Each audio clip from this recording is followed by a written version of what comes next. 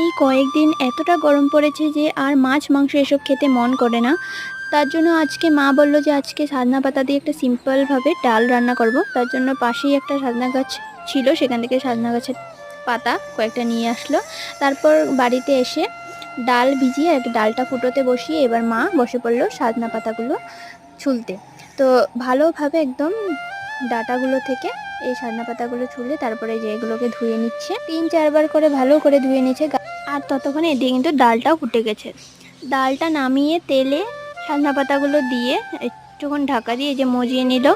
মজিয়ে নিয়ে এই যে তারপর এটার মধ্যে ডালটা দিয়ে হলুদ এবং স্বাদ মতো নুন দিয়ে এটাকে ভালো করে ফুটিয়ে নিল। এবার এদিকে সম্বাস দেবে, দিল কাঁচা লঙ্কা এবং শুকনো লঙ্কা, রসুন এবং কাঁচা লঙ্কা থেতো করে একটু, আর কুচনো টমেটো দিয়ে অল্পক্ষণ নাড়িয়ে চাড়িয়ে এবার ডালটা নামিয়ে নিল। এটা কিন্তু গরমে খেতে খুবই ভালো লাগে, আপনারা কিন্তু ট্রাই করবেন।